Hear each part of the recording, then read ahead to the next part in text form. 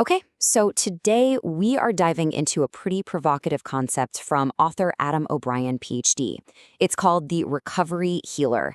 And trust me, it's designed to fundamentally challenge our modern ideas about healing, psychology, and maybe even the law itself.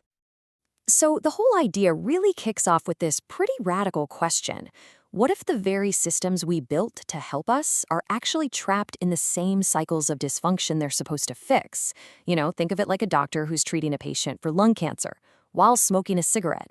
The source material is basically arguing our institutions are in that same kind of messy contradiction.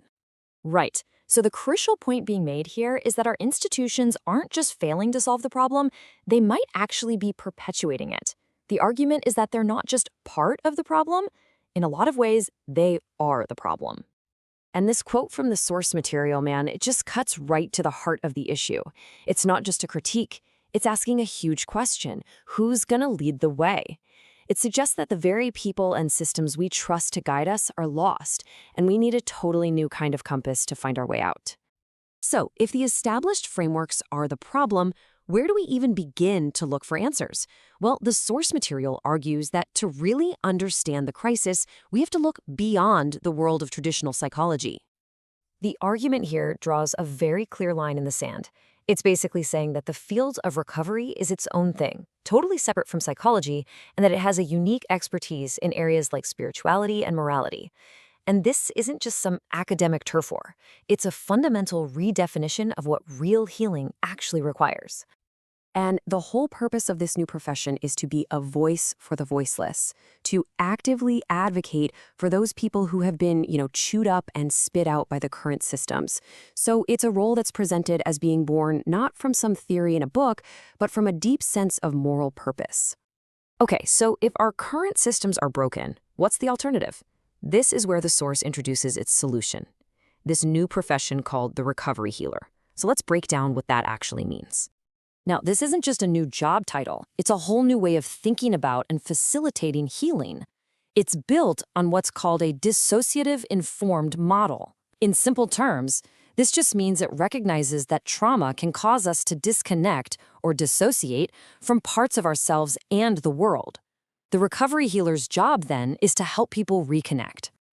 And this brings us to what might be one of the most, let's call it controversial, claims in the source material: the basis of the healer's authority. I mean, in a world governed by laws and licenses and credentials, where does a recovery healer get their power to act? The source makes this absolutely stunning claim. The authority of a recovery healer is equal to that of a judge. And listen, this isn't meant as a metaphor. It's positioned as a direct challenge to the legal system's monopoly on deciding what is right and just. So, you gotta ask, right? If a healer's authority doesn't come from law school or a government appointment, where on earth does it come from? Well, the source material proposes a pretty radical alternative. The source lays out this three-part foundation.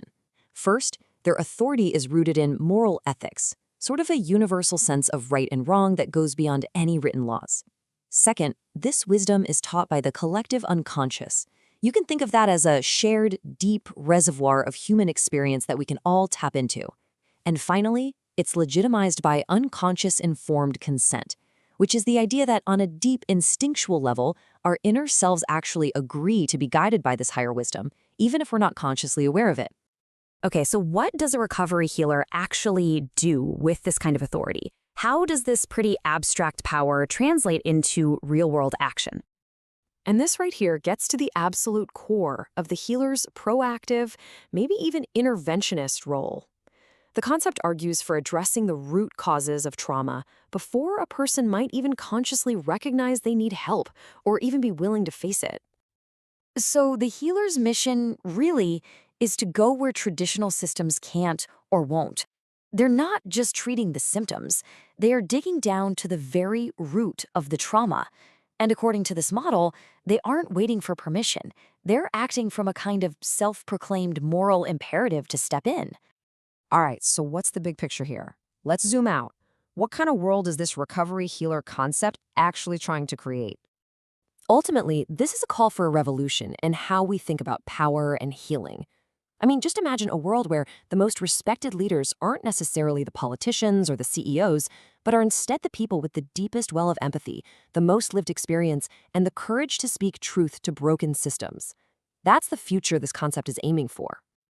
Now, before we get too carried away with this vision, it is absolutely crucial that we ground ourselves in the practical realities. The source material itself includes these important disclaimers. This concept is framed as part of an educational and non-clinical program, and it is stated very clearly that it is not a replacement for medical or psychological advice from a physician.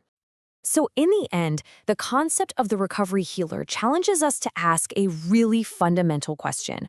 Who do we trust to heal our world? Is it the institutions that may have failed us? Or is it a new kind of leader, guided by a completely different kind of authority? The answer to that could reshape not just our approach to healing, but the very future of our society.